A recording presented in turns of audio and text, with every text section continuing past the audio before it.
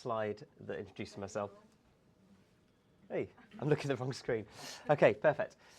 Yes, so just changing gear a little bit and focusing specifically on audio. I thought Andy did a great job of kind of whetting the appetite for that and kind of calling out really the fact that there's a lot of work going on in QA in terms of video stuff, but there's not a lot going on in terms of audio in my reflection.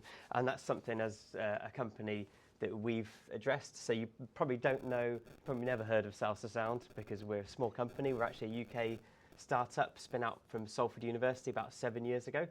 And really we're passionate about doing fun things with live audio, whether that's interactivity, personalization, object-based stuff, and specifically looking at AI tools and how we can leverage machine learning. And kind of one of our mantras really is the fact that we've historically looked at microphones as sound capturing devices, but really they're sensors, and audio is actually just data. And so we should be really using data analysis and kind of crunching the numbers to kind of bleed that resource dry, because there are microphones everywhere, they're really cheap, and there's a lot of data out there. So that's kind of been our goal, is to see how much information can we get out of what we've historically thought of as sound, but maybe we should start thinking about as data. So this is very familiar to everybody, obviously, but this is the kind of, when we talk about what we're doing in AI, really it's the kind of machine learning element of that. We're not doing Gen AI at the moment. We're looking at kind of how can we leverage machine learning to kind of automate and enhance and streamline audio production workflows or QC workflows. So in this case, it's about training hundreds of hours of content, putting it through some kind of pre-processor to get appropriate attributes, training a neural network, and then letting it out in the wild, let it see all of that live audio content and kind of make production decisions for us, or kind of create metadata or analyze that and hopefully give us some intelligent feedback. So we've applied this historically looking at using machine learning for automatic mixing, so listening out for specific audio templates. So you can see, like in American football, it's impact sounds, or it might be speech, or it might be kicks or bounces, things like that that have got a kind of an audio signature. We've trained neural networks to be able to recognize those in real time so that we can make production decisions and make sure that audiences are getting all of the sounds that they're looking for. We've also dabbled in video, which for you guys is probably like child's play. For us, it's like, 2D data, what do we do? But actually, we found that it's really useful to have a multimodal approach, which is partly why I'm here really, is to say, let's think about all of the attributes that we've got rather than kind of focusing on one modality. So for us, it was about kind of using computer vision to do limb tracking and ball tracking and things like that, so that we can enhance the audio workflows and improve the things that we've been doing. So that's kind of like a bit of an introduction of the kind of the work that we like to get involved with. But in terms of audio, AI can be, or machine learning can be quite tricky. And so just a few things that we're always looking out for.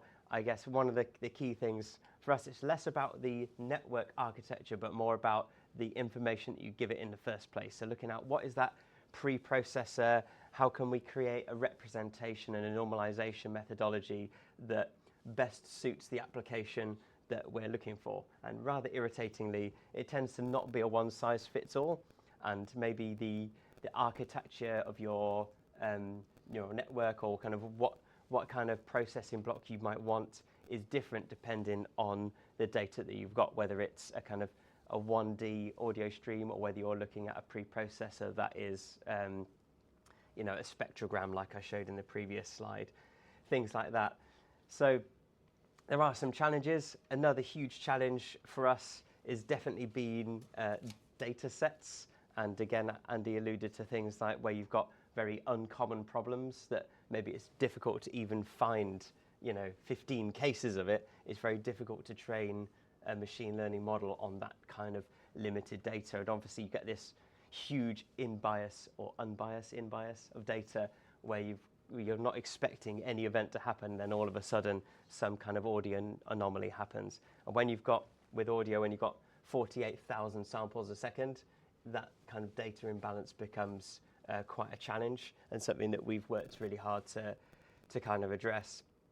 And then the last point on this slide is that hyperparameter optimization is really, really difficult and really annoying. And I think when people talk about doing machine learning or AI, it's kind of like this black box, and you throw problem at black box and outcome solution. But actually for us, creating those solutions and kind of optimizing those neural networks can be a real challenge and quite a time drain. And speaking of time, real time. So we're looking at processing audio in real time. It needs to be live. Like we come from a background of audio mixing, and so that can be, like I say, a challenge when you've got 48,000 samples a second, and most kind of neural network libraries, TensorFlow, PyTorch, whatever, haven't really been designed for real time.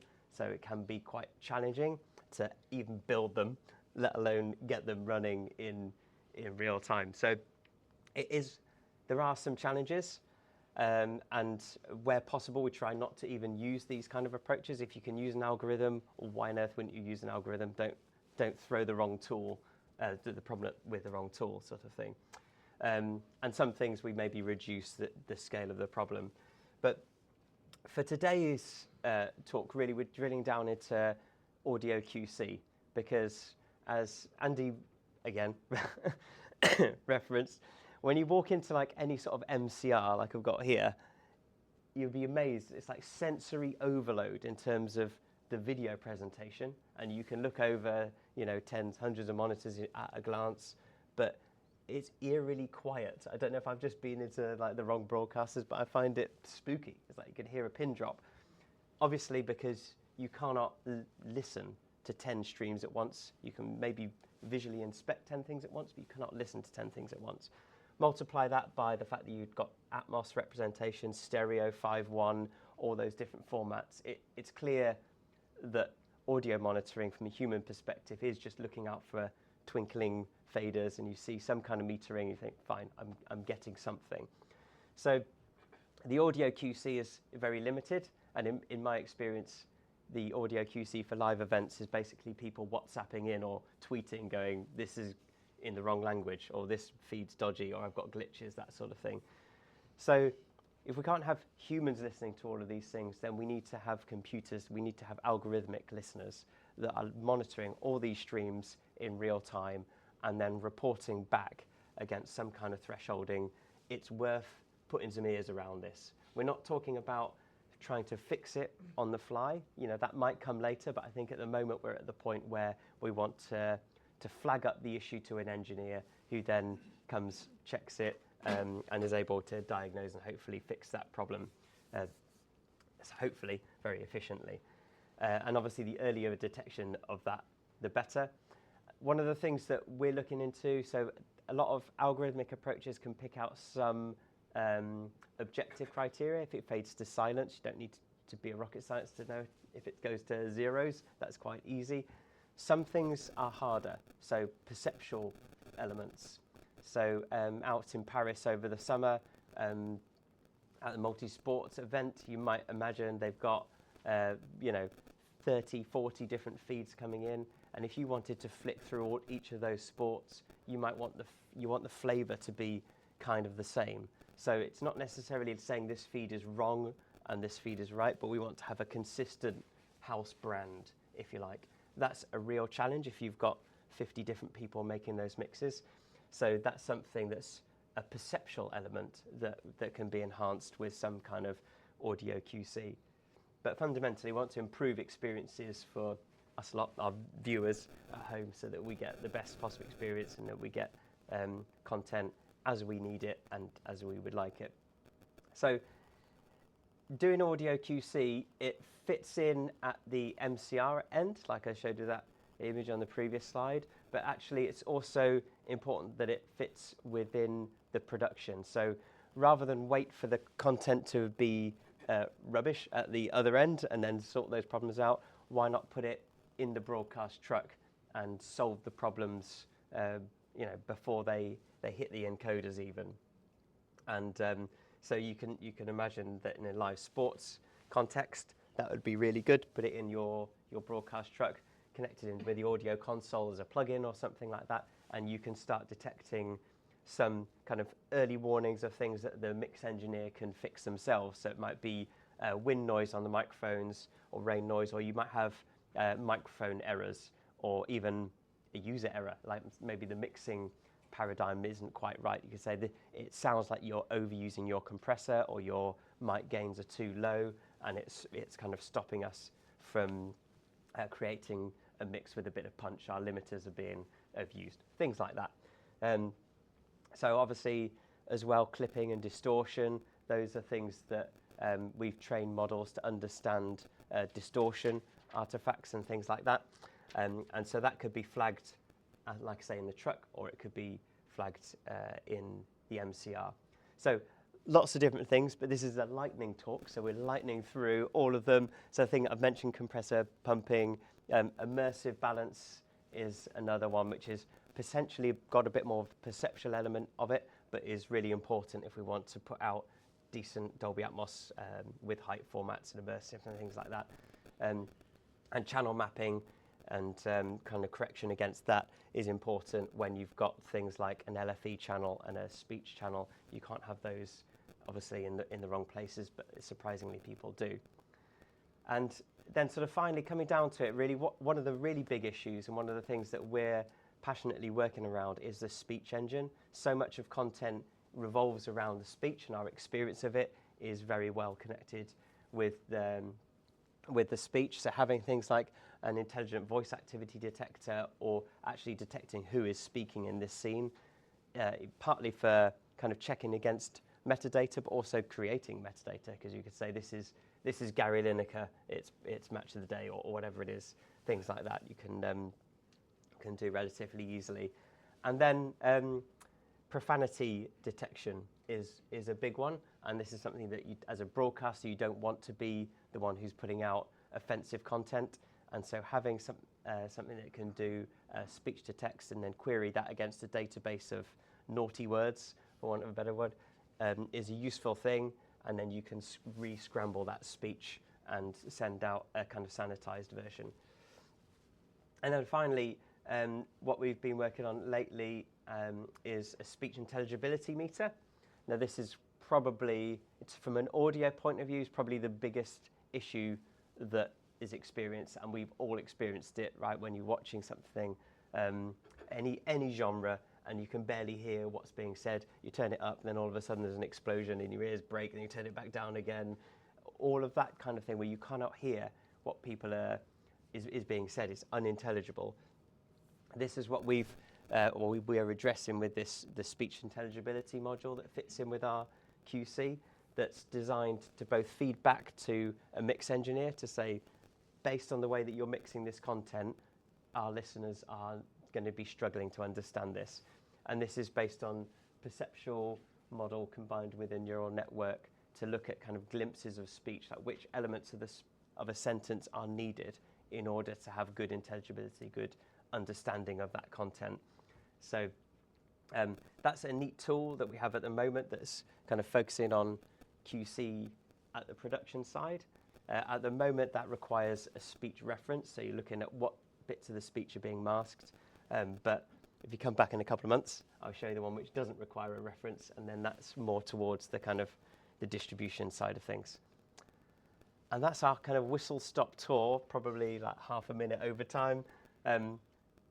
Only to say that this is the platform that we've built, and I think integration for us is an ongoing conversation, shall we say, between how do we get these QC modules into like real-world workflows, like tag systems and things like that, so that we can report and flag to the engineers, so that we can make it work. So we're building cool tools, and now we need to just get them in the right workflows.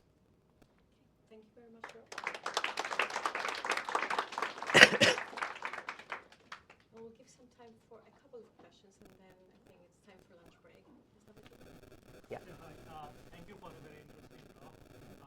Couple of questions. So maybe one question and then left for the rest. So when you say like the glitch detection, right? So how do you, for example, distinguish between, say, intended silence or dropout, right? So they can be like, it can be like an intended pause where you don't have any sound, or it can be a dropout, for example. And adding to that, how do you distinguish between, say, the additional diegetic sounds like that is intended or that is, say, noise? How do you distinguish? Yeah, I mean, it does come back to that creative intent thing, and it's a significant challenge.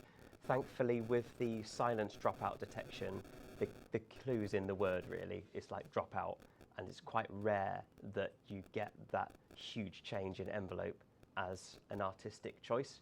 As an engineer, you would ramp that down. You might ramp it down quickly, but it would have a decay envelope that would be noticeable, whereas a dropout it disappears, basically. So on that side, that is relatively easy or easier, and I mean, we maybe could do better to train it against the artistic intent elements, but it's very good at detecting those unintentional dropouts.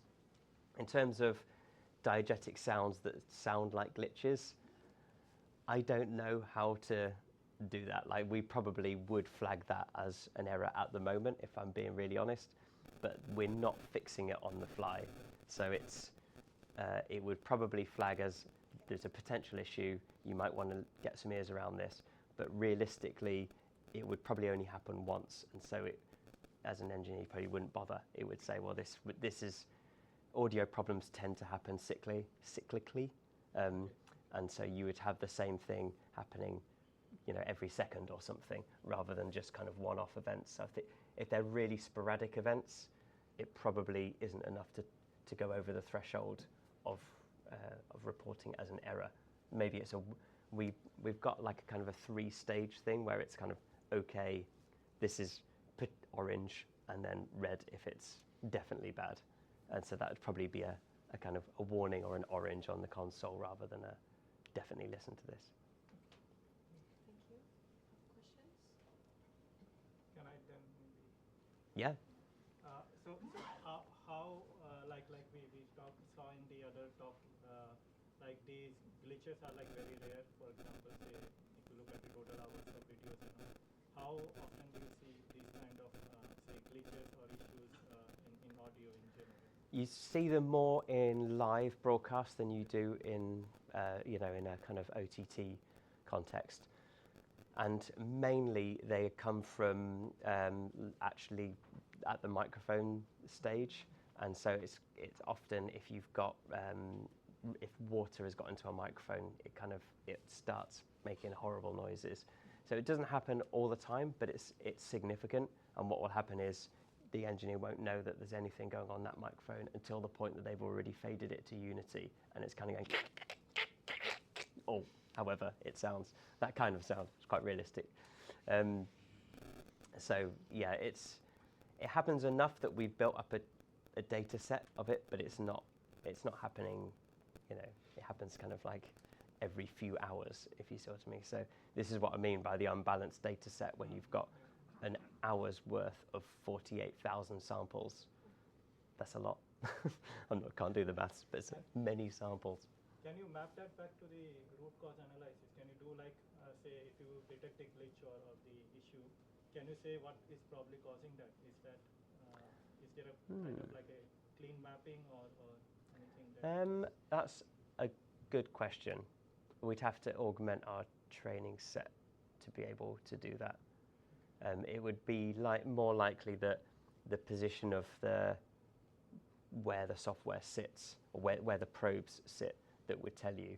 So that I think it would be prudent to have this probing different points within the production chain, so you can say it's at this point that it came in. But it's definitely possible that you could diagnose whether it was an encoder problem or a microphone problem, because they sound quite different. So yeah, I'm talking myself into an answer, probably, but we haven't done it yet. Okay. Thank you so much. Thank you very much, Rob. Let's thank Rob once again. Thank you.